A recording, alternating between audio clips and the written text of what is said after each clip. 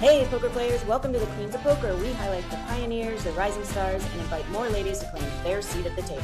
Because the future of poker is 50% female, max plus EV for all players. Hello and welcome to the Queens of Poker. We have a very special guest today. It's Ruth Hall, and the Queens of Poker, we love to highlight these women who have just been in the game forever and who have crushed it consistently. And Ruth has such a wide breadth of experience. She was one of the first people when I asked the group of women on Facebook who they wanted to hear from. Ruth was one of the top people. And of course, she's been busy. She's had a lot going on. I'm going to read some of her bio right now. She is a long-term poker player, a well-known advocate for women in the game. She's based in Round Rock, Texas. She's been active in live tournament poker since 2003. She's earned over $500K in career live tournament cashes. She's won so many women's poker titles, and we are going to talk to her about some of these. The Nevada State Ladies Poker Champion, 2019, 2022. She's been Player of the Year. She is for 2025 WPA Player of the Year again. Earned 2 World Series poker circuit rings. Winner of the Lips Grand Championship twice. In the Lips 20-year celebration of the year 2024. She was World Series of Poker Ladies Champion event for 20 plus years, helping grow that events field. Hall was a founding board member of the Women's Poker Association, which, if you don't know about it, look it up. It's the preliminary organization for women. It's been around the longest, I believe. It's totally nonprofit, and they're just to support women in the game. She's a founding board member. She runs a local Austin Ladies Poker League to support and encourage female players at all levels of the game, making her a respected figure in poker. I do have questions. I have so many, but I think I want to start with a quick, how did you start in poker? What brought you in, and how soon into it did you feel like, I'm going to keep playing this? So, my husband was playing online, and it was 2003 Moneymaker Effect. And I had already grown up with poker, 7-card stud, 5-card draw, old school poker. And I just asked him what the difference was with No Limit Hold'em, and he showed me, and that's what took off. And of course, playing online poker, playing home games, playing bar leagues in Texas because we didn't have any card rooms at the time. And then I finally dipped my toe into the casinos with Lips in 2007. So once I got a taste of winning and placing, it's addictive. It's a great hobby to have to earn some extra income. You have had a lot of health challenges. Your husband, of many years, passed away. Tell us what you went through in the last couple of years before you've been on this huge, I think you're just crushing it. Well, I guess it all kind of had a hiccup with COVID during 2020. I ended up losing my job to a workforce reduction, which a lot of people did. Thank goodness I had paid off our house, and my husband also lost his work because he goes into the homes for surveys. He had his own business. That was kind of the hardest year. And then 2020 had a fantastic year. I was trying to play once a month, and it was an easy way to make money. I made over 100K. And then in March of 2023, I was in Tulsa and actually wasn't feeling well, dragging my feet, couldn't walk very well, out of breath. And when I came back, I went to urgent care on a Sunday. I thought I had a UTI. And they told me they're calling EMS because I was in heart failure. So I didn't know it. Probably could have dropped in Tulsa at the WSOP circuit. That's how bad I was. But it was a 10% heart. And that was in March. And then my poor husband couldn't mow the lawn in October, same year, 2023. I've been a very open book, Julie, and not for sympathy, but I just think there's a lot of people that are probably going through some of the same, dealing with cancer, which I've had twice, maybe with Meniere's disease and a brain tumor, which I had before. And then the chemo caused the heart failure. And of course, with my husband, it was colon cancer. So I've been very much an open book for our health concerns. And unfortunately, he passed away last April, but poker is my escape. It is my distraction. And it's so funny. I just told my daughter, I said, I really need to keep busy. So I'm waiting for my surgeon to give me a heart implant, and he's on vacation for 2 weeks. So I decided to go ahead and jump in and give ladies or whoever asks poker lessons again. And I've got 8 of them scheduled without any difficulty. So I just feel like I need to keep myself busy if I'm not playing poker. I want to give back and pay it forward to people who ask me for help. I love that. I just feel like that's part of why we are here, to be of service to others. I love the stuff you share. It's easy for us to see someone like you who's so experienced and won so much and so confident at the table and think she has it so easy, right? So not only that, to see like how you are going through it, how you feel, and the fact that you had just lost your husband and you did the best thing possible. You showed up and you kicked butt. We only get one life. We should be enjoying ourselves and doing what we love. Yeah, poker's been my passion, and my passion has been to get more females into poker. I want them to have the benefits that I've had in poker, which has been paid off 5 cars, bought new furniture, went on vacations that we could have never afforded if it weren't for poker. Even when my husband was dying, and I knew he was dying from the day they told me he had cancer, but we didn't talk a lot about it because I didn't want him to give up hope. But I was trying to give him happiness in the amount of time that he had left. And poker gave me that opportunity to take him on trips. Had I not played poker, I wouldn't have been able to take him. And it's not like I played a lot. I just was lucky. And you do have to get lucky. It takes skill, but you have to have luck. And all of that accumulates to me trying to give him the best opportunities I could with the time he had left. I saw that too. And it was awesome because you were not only dealing with your own health things, but caretaking. And honestly, in 2023, when we both took ill and we had absolutely no income, the poker community came forward and helped us. And so if there's any way that I can pay it forward, I'm going to. Wow, I didn't know that.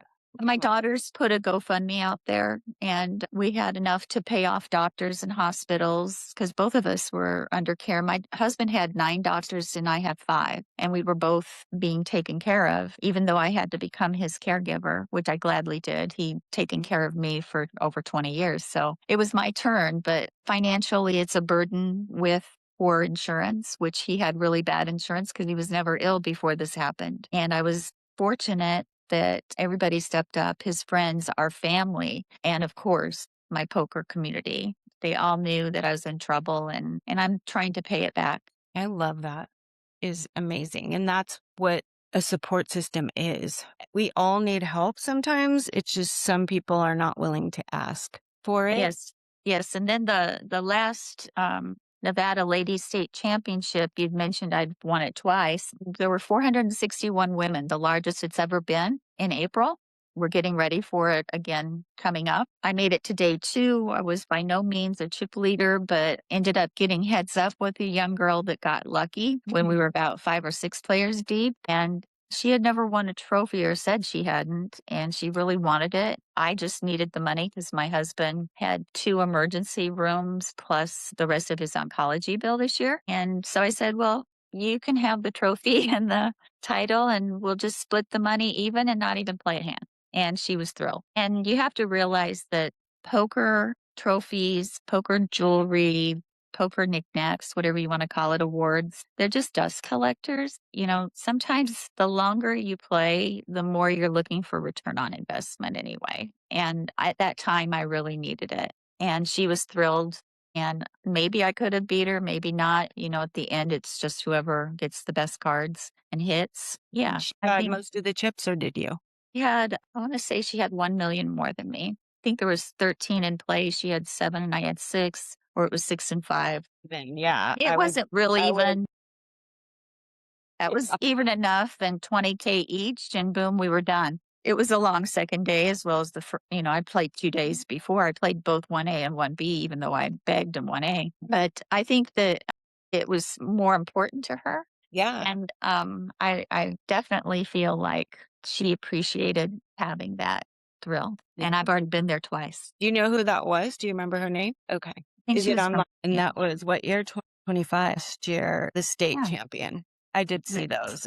We repost and stuff. That's awesome. I'm one who doesn't have a trophy, no ring. To me, it would be a big deal. I have medallions because I've won, dailies. So to me, I could see doing that. Well, I don't want to feel or sound conceited. I'm just saying that it was more important to her. And I could feel it and I could hear it and I could sense it. And at the time, having 20K was more important to me. Yeah, And I love that. I think if you talk to any pro that's been playing for a long time, let's say Kathy Liebert, she'd probably tell you the same thing.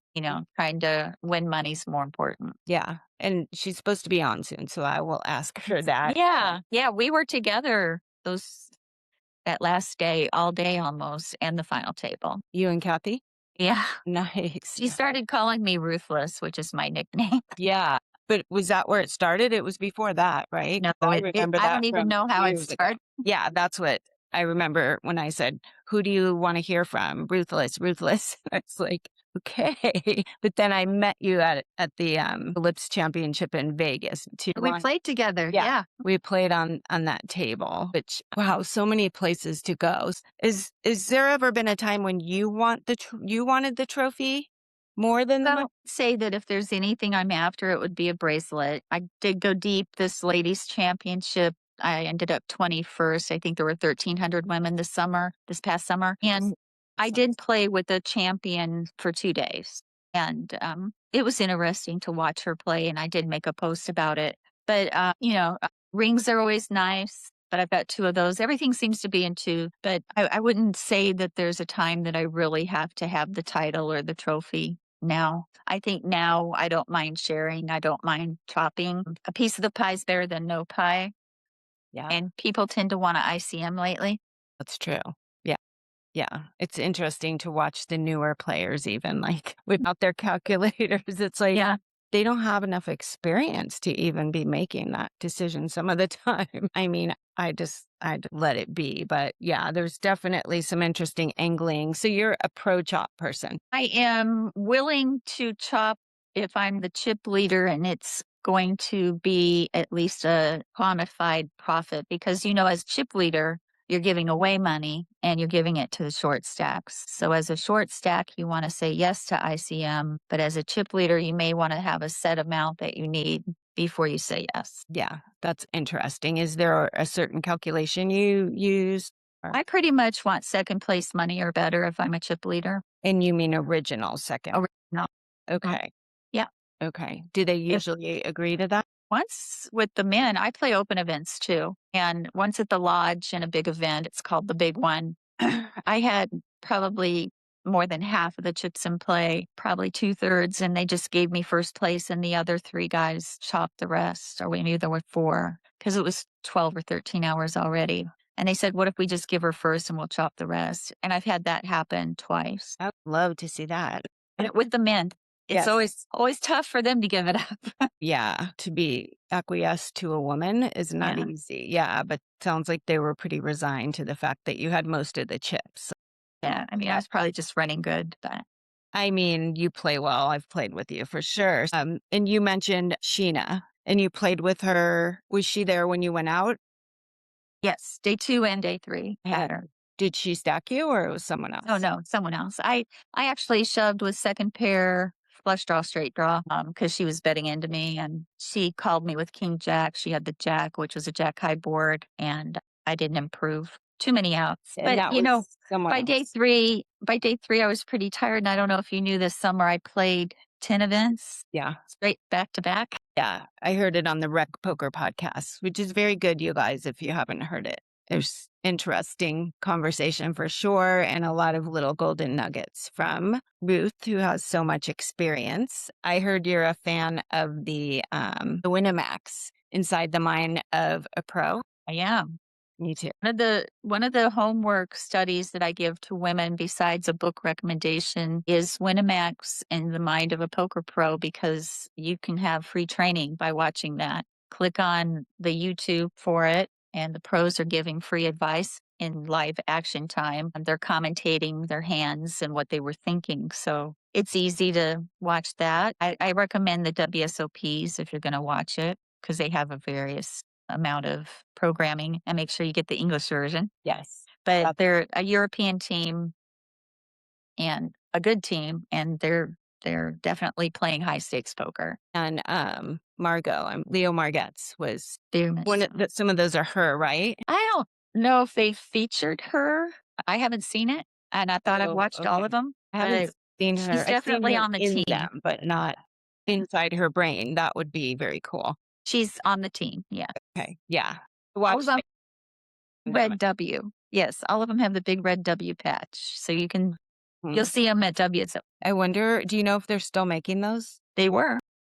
They're awesome. I've watched every one, like, during the pandemic. I need to go back and see, like, if you're not watching something, it doesn't pop up on YouTube, and then I kind of forget, but those were just amazing. And I like to watch different people play also because, I mean, we never had that before. Those of us who came in around moneymaker time, I didn't even play live for years. I read books. Did you read Gus Hansen's book where he did that tournament and he talks about every hand when he won it?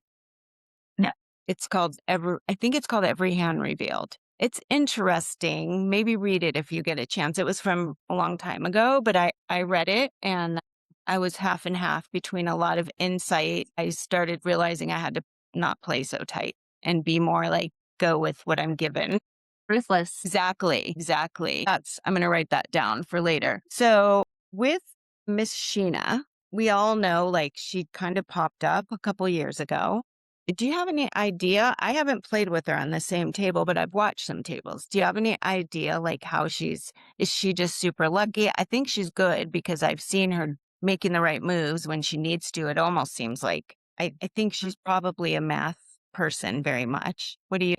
She's consistently a pot control person. So I she's did. never going to bloat the pot. She's always a men raise free. She's never going to bloat the pot. She's never going to get stat committed. And that's why she goes so deep. So she will back down and fold unless she knows she has the absolute stone cold or she feels the person's weak or bluffing. Right. And she got lucky this last year. If you watched the final table, she was hitting. Yeah. As she does quite a bit, but she's a good player. She's a very good player. I will tell you that 2 or 3 times because I had position on her, I would re-raise her pre and she wasn't strong, so she'd let it go. So she does respect re-raises, pre-flop, but women don't do that a lot. Right. And so that's why I think she does so well against the women. I agree. A man told me to do that a couple of years ago. Player crusher from LA. He's like, just pop some little 3 bets. And I'm like, I do go in well most of the time. I know we have to do that with hands, whether we're good or not. And I agree with you. The aggression, not enough women do that. There are quite a few pros that do, but when you go to the ladies WSOP, you've got a hodgepodge of beginners that won their seed or women who just want to test it out because they are like, oh, I want to play in the WSOP, or, pros like Kathy Lieber. You're going to get a variety, and majority of the women are not aggressive enough. I will say that. Too passive. Yeah, I agree. And I'm guilty of that a lot. And I do think there are other men and even other women at the table who will have like a visceral reaction when, say, I am playing aggressive. Let's say I'm running good and I'm in the zone. They don't like it at all. Like it's almost like, oh, she's a bitch and I have a very hard time personally not picking that up and letting it affect me. Has that ever been an issue for you?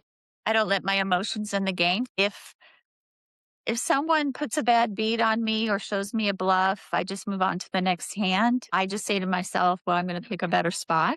Okay. Try not to. That's one of the mistakes women make is we let our emotions in the game. We take it too personally. Men do not, and I don't now. I think I did at the beginning, but honestly, you have to realize it's just a game. And if I put a bad beat on you, it's not personal. It's part of the game to try to get your chips. And I'm still going to be your friend off the table. I will say that I just came out of a very large tournament at the lodge, 500,000 guaranteed. And I made day 2 and had a young guy like right at the beginning of day 2, try to get me off of a pot pre-flop. And I stuck to my guns with ace queen suited. And it was a 4-bet, 5-bet situation. And I think I was right because when it came 8-8-3 and he checked, I shoved on him. I just open shoved on him. and he ran away like a little schoolgirl. So he believed me, but I did not believe him. And that just comes with experience, I think, for you to figure that out.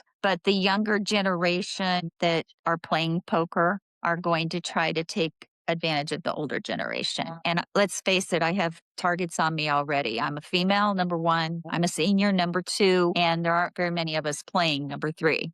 There were only 2 women, I think, maybe 3 that made day 2. Wow. And that was where, Austin? Yes, the Lodge Card Club is my home room, 10 minutes from my house.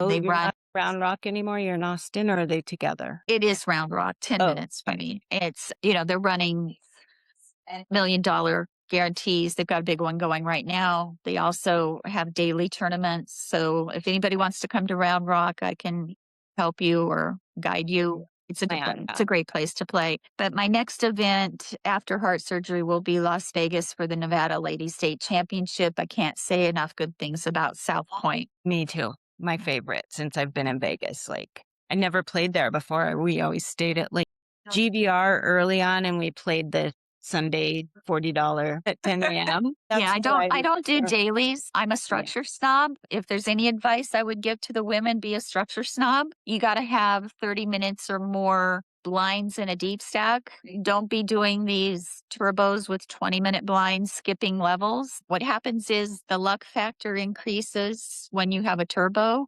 and when you have a good structure, the skill factor increases. I agree. That's a great point. But with my schedule and stuff, once in a while, I like New Year's Eve, I played and I won that one. And we had 5 ladies at the final table. They were all had been from, one lady had just been in the Bahamas. And yeah, it was amazing because we all just stayed patient and the guys were just pulling stuff. One guy was drunk and just going in with everything, pushing us off our hands. And I was able to not get crazy and like react. And little by little, I got all of his chips because I would have hands. He would shove me and put me in a hard spot. And I finally stopped folding. I was like, Right. You have to stand your ground. Yeah. Yeah. That's important. Do you have any tips for, I remember I told a male coach that I have that problem of picking up, especially, I don't know why, but if it's men at the table, I can ignore it a little more. If there's a woman too, and they're like, must be nice to run like the sun. And it's like, oh my God, this almost never happens. Like where I start feeling guilty or now I have a target on my head. So I'm just going to get my foot off the gas. I told him, I feel sorry for people too when I stuck them. And he said, he looked blank. And then he said, I feel like that's an emotional problem. Don't let emotions in your game. Yeah. How? There's a book called Zen and the Art of Poker. Read that one. It's the person that's quiet and paying attention to hands you're not involved in. I do that. Yeah. For me, men try to get under my skin, but you have to have thick skin to play poker in general. And I've even had women get ugly. Yes. It's so funny. I was giving a lesson yesterday and I brought up a situation where I played some one gapper suited cards to a race. And there was a reason because it was a situational play. And I ended up cracking aces. And the woman next to me said, I can't believe you called the race preflop with that hand. Well, what she didn't understand was that the situation was there. The percentage and odds after the flop was there. Mathematically, I was a favorite. And yeah, I knew right who I was playing against and what she had. And when she said that, I said, I guess I'm just lucky because I'm not going to sit there and give her a poker lesson, right? And that people are judgmental. Just are.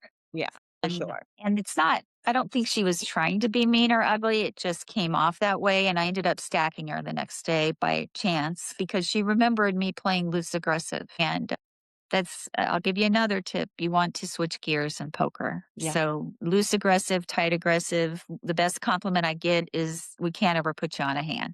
Yeah. And people I have a study group, so I've been working on that. I think experience. How much do you think is experience? I only played online and read books and played for free while I was raising my daughter and a family. How much do you think playing live, and having that time, those years and those decades and matter? What happened is that the bet sizing and pot control comes in handy, and you learn that with time. That would be the thing that I think is most beneficial. Playing live, control, trapping. Whenever I'm playing live, I'm also playing the player, their characteristics, their range. And unfortunately, I know a lot of people play online, but it's way too many all ins shoving and you're flipping for your life. And it's not good poker because of the time constraint. If they're giving you 10-minute, 12-minute blinds, you're just shoving all in all the time. It's not good poker. So when you play live, you tend to learn bet sizing, pot control, situation, profiling, where you're not going to get that as much online.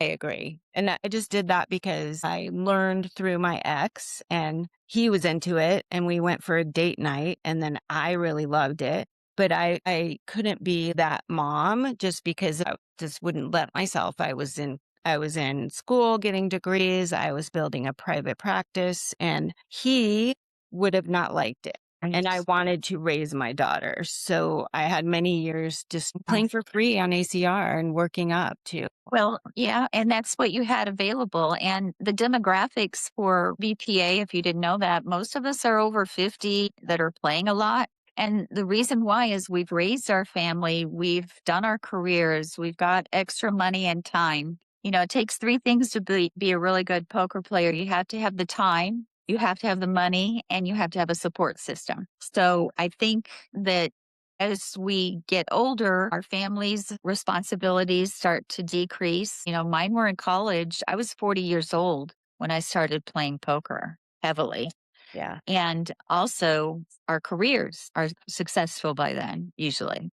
So you were started at 40. How important was family support? Like, did you play with your husband, Keith? I know you have daughters. So by 40, they didn't need you as much.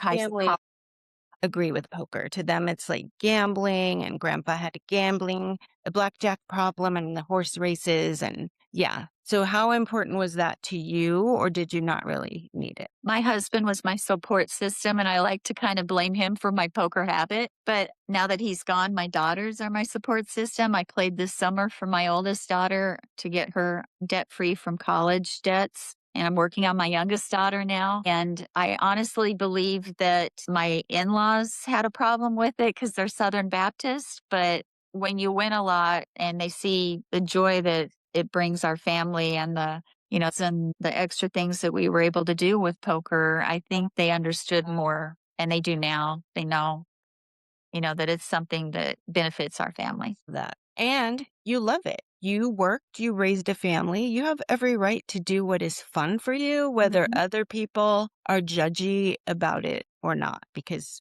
we never know what churchy people do behind closed doors also. Right? We don't know what anybody does. So yeah, I've become a lot less judgmental in poker world, being part of it. Not a big cash player. I do play cash, but I'm more a tournament player. So there's always a budget. And I also have to say that for me, poker, I was burning the candle at both ends. I was managing $3 million in corporate accounts at my job, and I was playing and traveling for poker, and it was difficult, but my girls were in college at the time. So you have that escape once your children get older. And it's hard to do both. It really is hard to do both. Do you think poker strengthened things in your career? It sounds like you were in sales, maybe? I was, and yeah, very much so. What did it help you strengthen as a female in the business world? Well, I was in a male-dominated industry, so I was one of 6 salespeople that called on corporate accounts for relocation contracts, and it's mostly men. So, you have to be strong. You have to be strong when you play in open events. I know I was intimidated at first. Lips is the reason I got into poker because of the all female. It's a better environment. You feel less, I don't want to use the word scared, but you just feel less intimidated. When you play with women, they're more welcoming. And I think that's why I support women's only events so much, because I was there, been there, done that. And working in sales with men was very similar to playing against men at the poker table. You just have to know your stuff, know the rules of poker, be willing to call the floor if you have to, and be strong. And I think it just helped me in both areas because I'm competitive. And so I would have a sales goal that I wanted to make, and I would have a poker goal that I wanted to make. And I'm very goal oriented. I use Hendon Mob for my goals. I can remember trying to make 100K on Hendon Mob. I know that it took a real long time for me to get to 300K. And now I'm already almost at 600. And I don't know how quickly that happened. It just is one of those things that I use as a measurement to improve myself. I'm not competing against others. That's amazing. What about things like risk management? Because most of us ladies, like I have had a hard time. I do not like to lose money because I've always worked so hard for everything. And I have this like little voice, don't be irresponsible. Don't be irresponsible. Don't be gambly. Like I know the variance is there. How do you deal with that? Did your work help you in poker? Or did poker help you take more risks in your work? I would say that the risk part is during the rebuys because poker has evolved. Now they've got these huge guarantees, and the only way they make their guarantees is if people will re-enter. So poker has evolved, and you can watch some of the best players, Kathy Liebert, Lala Singfet, Daniel Lowry, all the pros are willing to re-enter during rebuys, and they've got deep pockets to do so. Now, as a multi-table, low-stakes player, I use a budget. And in the past, I've been blessed with a couple of investors where I would sell 30% of my action for variance and makeup. And sometimes I would trade 5%. When you're going to play, you can't have that monkey on your back of only one entry. It's not going to work. You're going to play too tight. You're going to be too concerned to lose your chips. So that helped open up my game. And I'm just going to say thank you to Lisa Buck and Susan Murphy. Please don't reach out to them, but they were my support system. And they've been very consistent when I needed it. And I think that in business, I was just very goal oriented. And there wasn't really much of a risk going out and calling on contracts except to be turned down. Yes. And you have learned to be okay with if you don't try, you can't win. Right? Yeah. In sales, it's the 10-3-1. You got 10 leads, 3 appointments, maybe 1 success. And in poker, if you cash 1 out of 6 events, you're playing really well. Do you feel tournament players and cash players are a whole different animal? They are. It's a total different game. I think that you have to be a good cash player to be a good tournament player. Yes. And vice versa. But the problem is with tournament players that go to cash games, the cash players are very gambly and willing to chase and willing to put it all in the middle, where tournament players aren't. So I'm a better tournament player. I know this, but I do use some cash game subjective hands in my tournament game. Yes. I can see both styles being used for sure. Yes. That's part of that switching gears. Yes, which is not that easy because like I definitely focused on tournaments, and the last maybe 5 years I've done more cash just to be stronger in that part of my game, because some tournaments you're not going to get hands when you need to get them. So you have to like learn how to bluff. I used to never bluff. I'm still don't do it enough, and I'm not great at it, but I have a study group. We meet when I can get away from work, it's 3 times a week for 2 hours. And we're like drilling hands, and we're going over hand histories, and we're watching lessons, and we're just finding what we can on YouTube. And it really helps me to have these other women. Some are new, but most have played for a long time, to bounce things off of and for the support. I think poker can be very lonely if you don't know anybody and you're just going to a card room and playing by yourself. Like, to me, that seems, it was hard for me. And I had the other thing, like I was playing in LA. It's not always safe for women in LA. There just isn't. I haven't seen men here do the things that I've had happen in LA. Super inappropriate, like trying to hit you or jumping up and throwing their chips everywhere because they're upset. And just one man masturbated next to me at the table. It's like, that was a cash game at the Gardens. Who does that? What the heck is wrong with this guy? He drinks his beer and that's what he thinks is okay to do. Like, I'm going to be like, yeah, baby, let's go. So attractive. Like, how did you deal with those things at first, or did you not because you were When my husband was working for the military in Oklahoma, we kept our house here and I played in casinos in Oklahoma. And typically I would be the only female at the final table because there weren't that many entries. There'd be smaller casinos, 3, 4 tables. And, you're playing against good old boys, ranchers, and servicemen and people that really shouldn't be gambling because they would say, if I don't win money here, I don't have enough gas to get home, and it was kind of sad. But the good old boys would collusion, especially if it was them and me.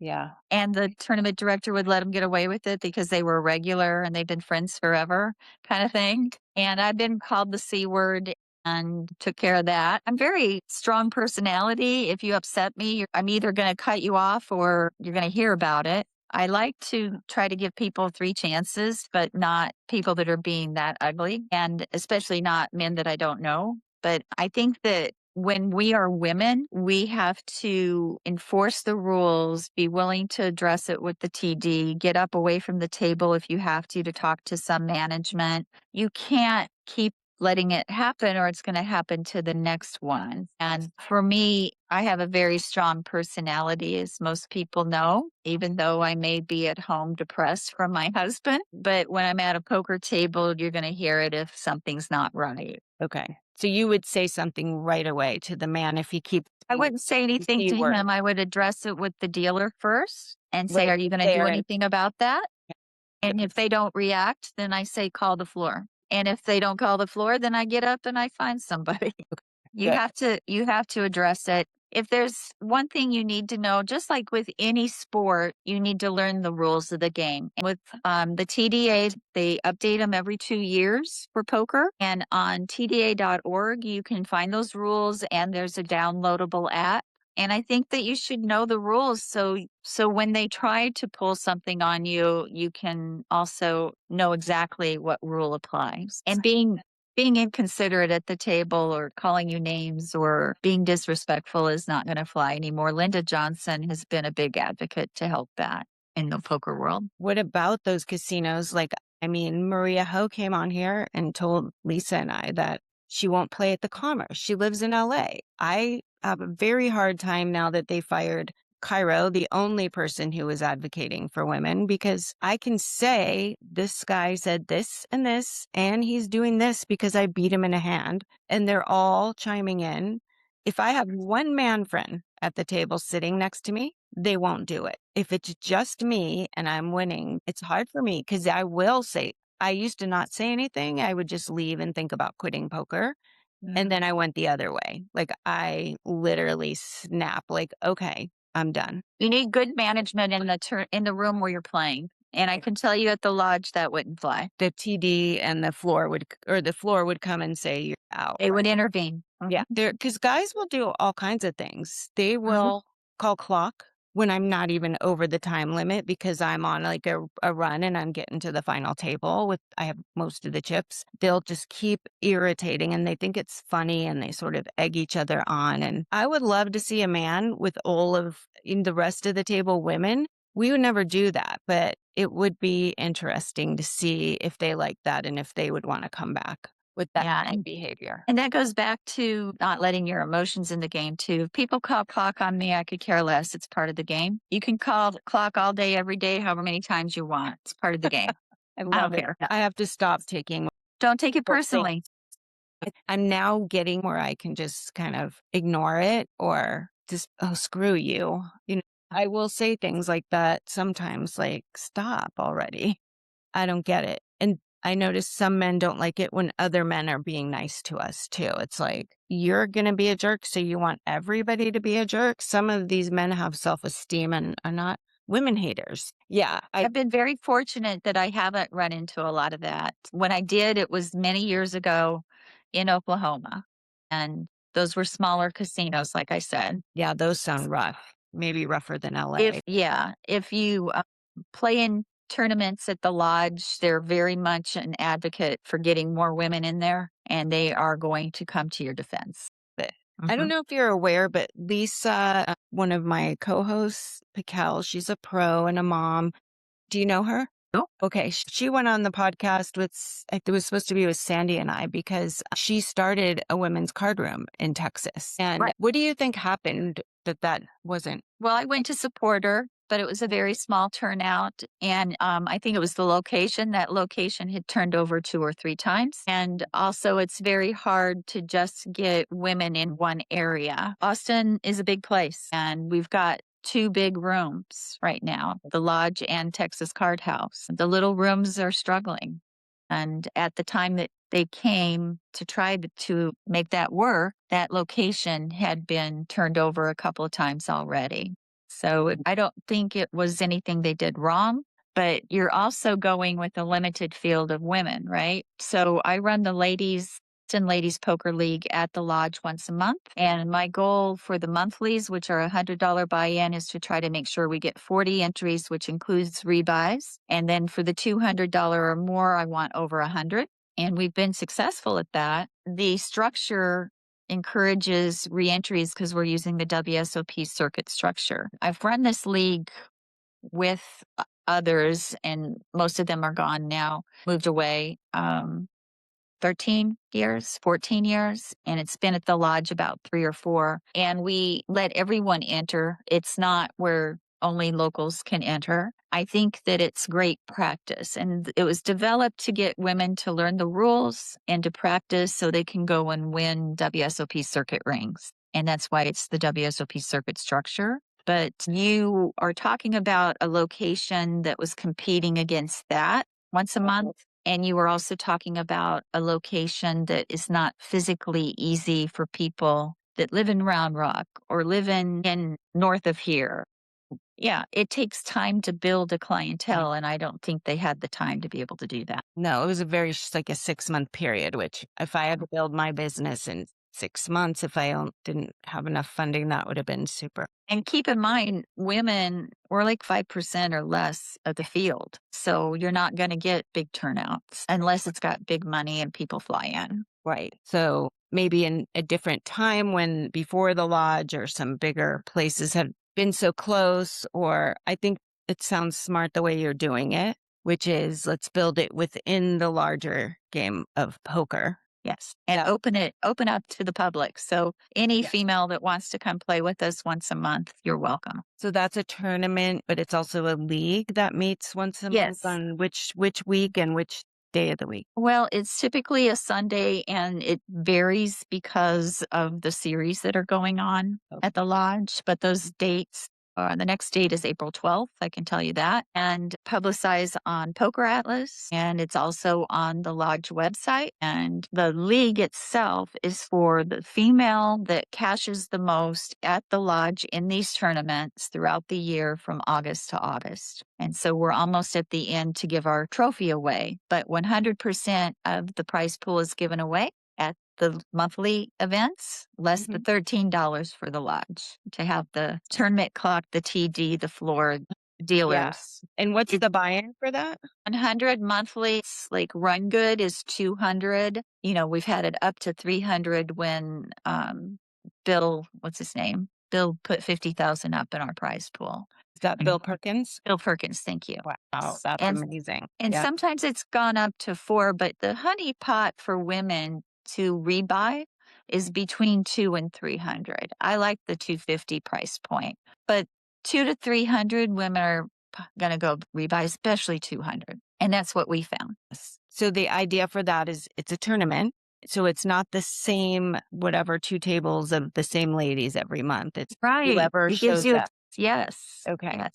And if it's a league, you have the same people, you know how they play. It just becomes monotonous and routine, and doesn't test your reading abilities at all. So, and we want to bring new ladies in who have never played all the time. Why do you need special tournaments? Well, because we're 5%. And if you were paying attention, you would realize, like Ruth just said, Sandy and I started our first podcast this way. We have expendable income. We have time.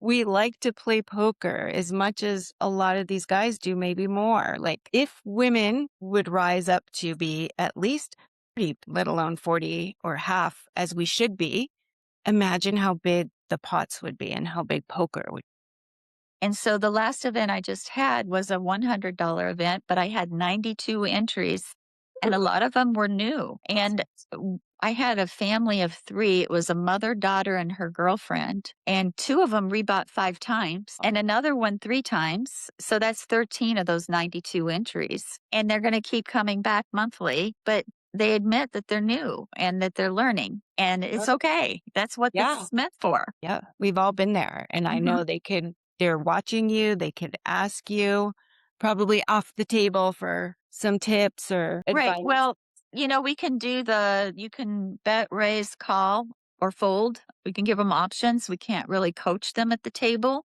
Right. because it's a true tournament. Yeah. But that tournament, I think the first 2 places ended up chopping on that tournament. Maybe that was the $200, but they chopped it almost 4,000 each. That's pretty good payday for that low of a buy-in. And of course, it's really good structure. It's the WSOP circuit structure. Yes. And I have seen the lady vloggers from there and some from here, mostly cash players. Like my friend Liliana went out there, my friend from Lucky Lady in LA. And I suppose there's nice places to stay. You could on Facebook let ladies know like where's safe and those kind of things, right? Yeah. The lodge actually publishes their hotel partners on their website. Okay. And they're all over. And none of the hotels in Round Rock are in a shady area. I live in Round Rock. It's a very safe place. Okay, good to know. Yeah. And ladies, if you're coming to Lucky Lady or the Hustler, the Commerce, the Gardens, do not stay near any of those. Please do not stay in Gardena. Do not stay in Commerce and do not stay down where the Gardens is in Hawaiian Gardens. Go to the South Bay, Manhattan, Redondo, Hermosa. You'll be in the middle. Go somewhere safer. Ask ladies who live where you want to play. Do not stay in those hotels. And even though our area is safe, at night when it's dark out and I'm carrying cash, I just ask the security guard to escort me to my car. Yes. Why not? That's what they're there for. Right. And here in Vegas, South Point, you can valet and just tip them. And that way we don't, like Hollywood Park, my friend got attacked in the parking structure there. And of course, it's one of the literal worst neighborhoods in the world. Well, they're gentrifying it. Well, doesn't matter. Don't walk in that parking structure alone at night, whether you're a man or a woman. Right. Like pay $20 and have them, if you like your car, have them put it in front so it's there when you. But LA is a little different. Even Vegas seems a lot safer than LA. Well, I'm from Chicago, so I know be smart. Yeah. I love Chicago. I just went there last year with Poker Power. What an awesome city. But you've been in Texas now for a while, right? Yes, I'm going to have to start claiming Texas as my home. It's 24 years. A long time. Yeah. Yeah. I definitely will get out there to play some poker. It's on my list now that I've relocated here. I had a few more questions. What do you think? We all want to get more ladies in the game. What do you think is the biggest change? Is there any change we could make that would either if it's the floor or the TDs, or I know we have things like the Raise It Up program from WPA, which is amazing. Is it just each of us women players reaching out a hand and encouraging a new person and saying hi? What's your read on this? Because you've been in. I think encouraging your local casinos to hold ladies only events. You can also reach out to Lupe Soto to see if she can help orchestrate with the LIPS organization, organizing home leagues with ladies, trying to get them involved so they feel comfortable. I did it in my home for many years, and we'd have a potluck where I provided the entree and they brought little side dishes and they loved that. But primarily now that we have card rooms, large card rooms, and we have casinos, you have to work with the tournament directors to get them to realize that there is a niche where women need to be feeling comfortable when they come. Now that the lodge has opened their doors to women's only tournaments, they're seeing lots and lots more women playing their cash games as well as getting in open events. Love it. Go lodge. Yes. Somebody's got to be, I feel like in LA, they're very iffy. South Point, they're not iffy. They're having the whole state Nevada Ladies Championship in April. We see a lot of ladies there. That's one of the reasons I keep supporting it, is because I see way more ladies at South Point than I do in most places in LA. Maybe Lucky Lady was gaining on it, but then they kind of backed this man who's just a total misogynist. We used to go to the bike for the California State Ladies Championship, but some management changed there. Where are they going this year? Where's the Which state? one? The The state, California? yeah, California State. Where's it going to be? I don't even know, but I know Oh. that Commerce has not had a women's event since I think before the pandemic. They Mhm. refuse, which just kills me. The Gardens was, but then Kevin, who was making that happen at the Gardens, moved to Commerce. And Okay. then, like I said, they lost Cairo, and Cairo was the one who started all the social media stuff and the vlogging in LA and has, you know, people knowing what was going on. I mean, Hustler Casino had a lot to do with that too, but he started having meetup games there and at Lucky Lady. So we need people like you who is starting what you are doing at the lodge. That's awesome. And any tournament directors or floor who want to come on and talk to us and let us know from your side, like, why are you not protecting the ladies more and making sure that all of us have a good experience?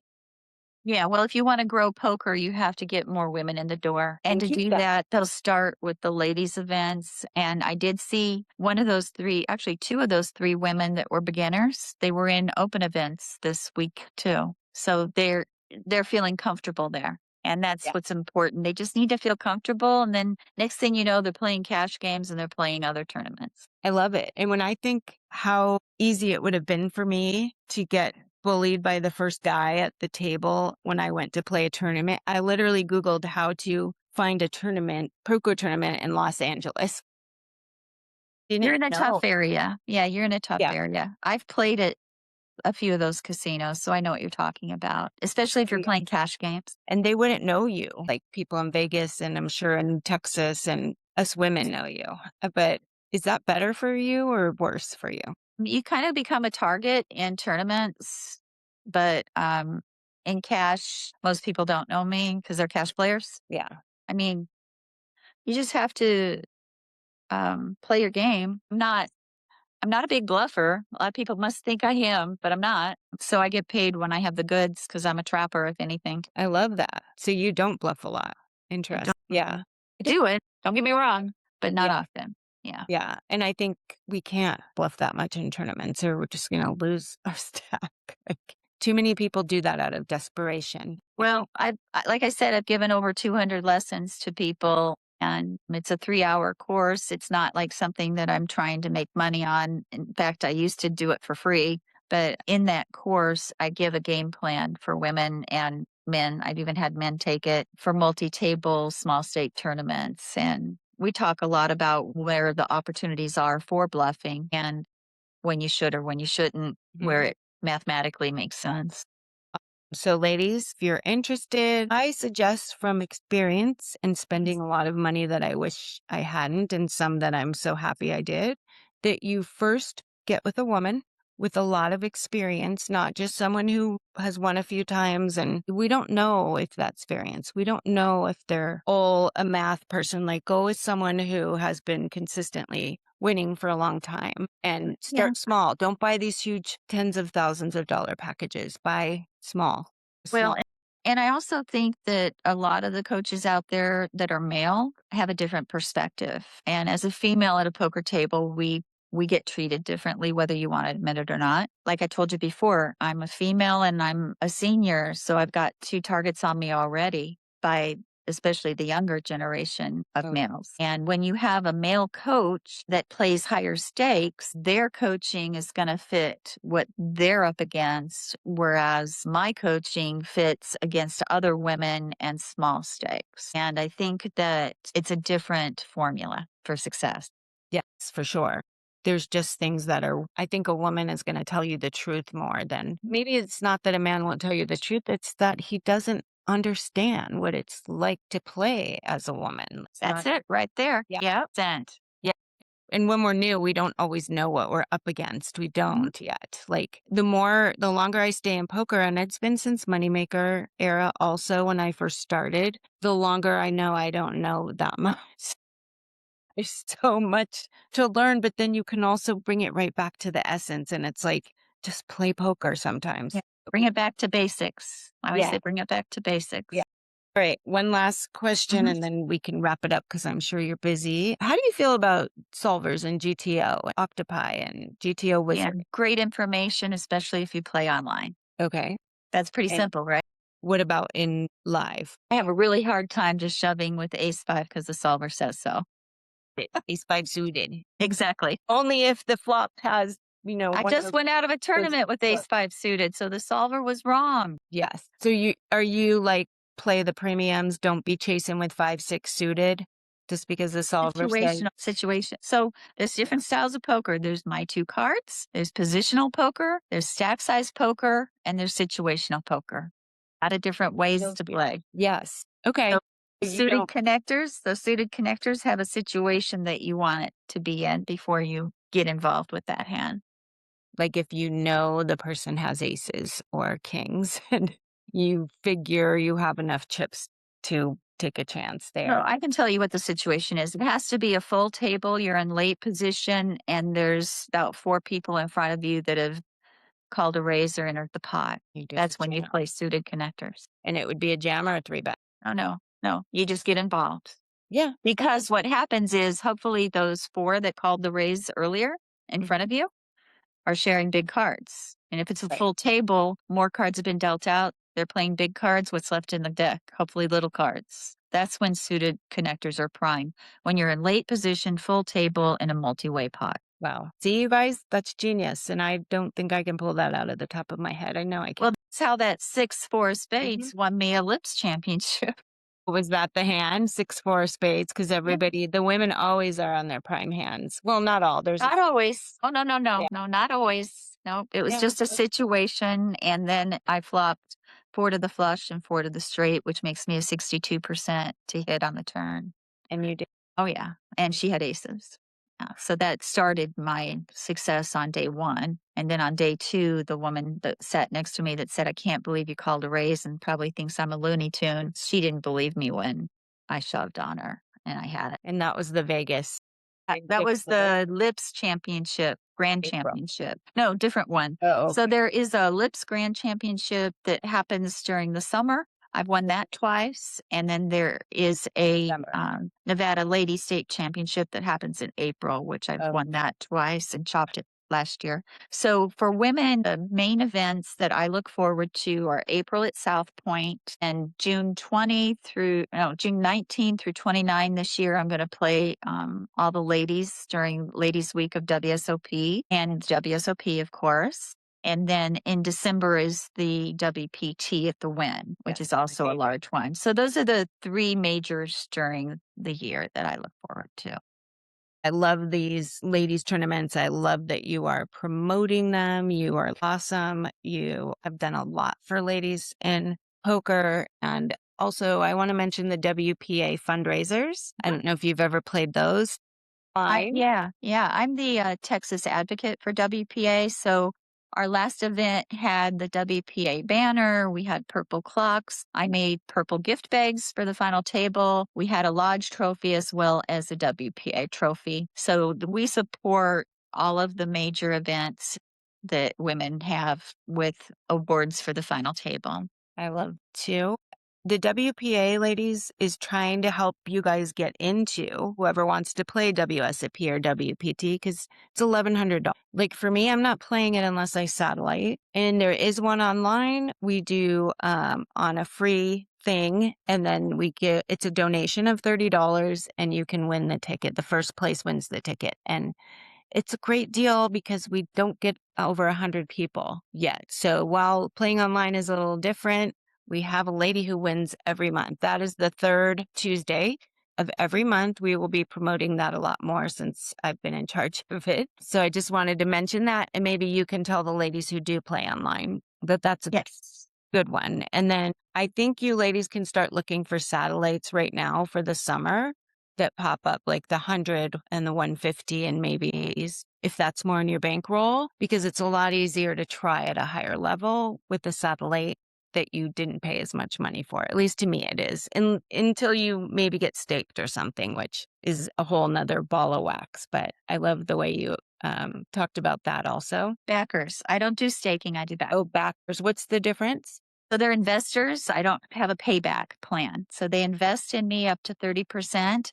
If I don't play or don't rebuy, I reimburse for those entries. But if I cash anything over 5K, I take 24% taxes out before I pay out. But I give them whatever percentage of me that they bought. So last summer, they were pretty happy because I probably cashed in 10 events and final tabled 6.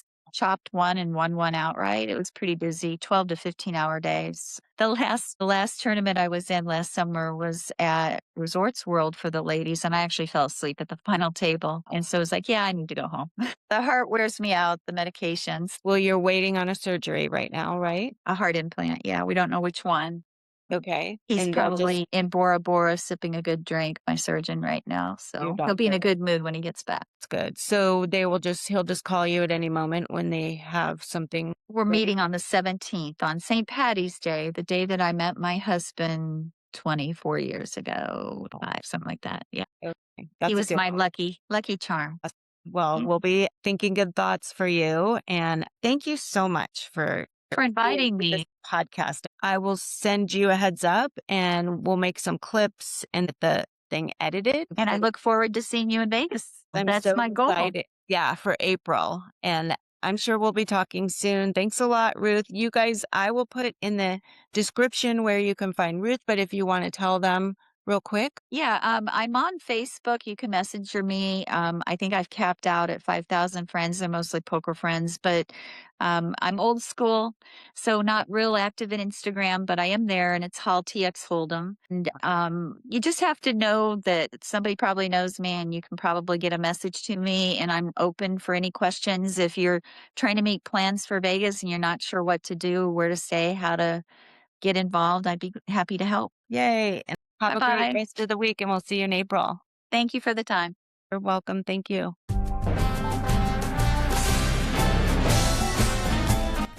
Thanks for listening. We're at all the socials at the Queens of Poker, so join us and don't forget to tell your friends we're all in for women in poker.